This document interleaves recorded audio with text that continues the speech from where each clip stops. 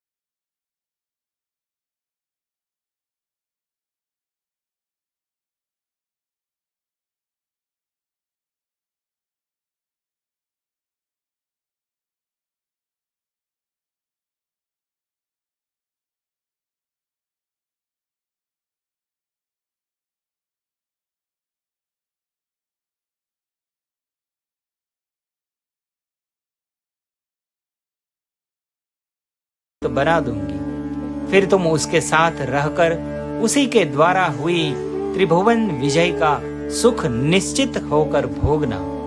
सुरश्रेष्ठ, मेरे प्रार्थना करने पर तुम्हारे महात्मा पिता ने 1000 वर्ष के बाद पुत्र होने का मुझे वर दिया है। ऐसा कहकर दिति नींद से अचेत हो गई। उस समय सूर्यदेव आकाश के मध्य भाग में आ गए थे। दोपहर का समय हो गया था।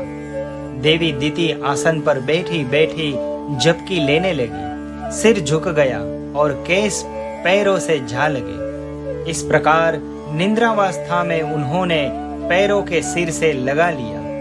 उन्होंने अपने केसों को पैरों पर डाल रखा था। सिर को टिकाने के लिए दोनों पैरों को ही आधार बना लिया था। यह देख दिति को अपवित्र हुई जान इंद्र हंसे और बड़े प्रसन्न हुए। श्री राम, फिर तो सतत सावधान रहने वाले इंद्र माता दिति के उदर में प्रविष्ट हो गए और उसमें स्थित हुए गर्भ के उन्होंने 7 टुकड़े कर डाले।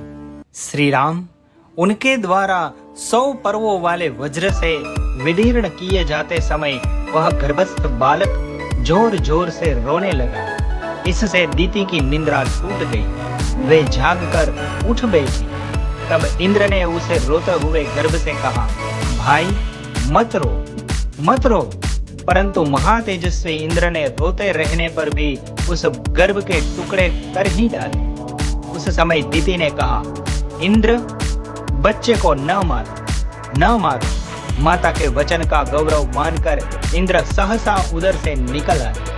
फिर वज्र सहित इंद्र ने हाथ जोड़कर दीति से कहा, देवी, तुम्हारे सिर के बाल पैरों से लगे थे, इस प्रकार तुम अपवित्र अवस्था में सोई थी। यही छिद्र पाकर मैंने इस इंद्रहंता बालक के 7 टुकड़े कर डाले। इसीलिए माँ, तुम मेरे इस अपराध को क्षमा करो। इसी प्रकार श्री वाल्मीकि निर्मित हर्ष रामायण आदि काव्य के बालकांड में 46वां सर्ग पूरा हुआ।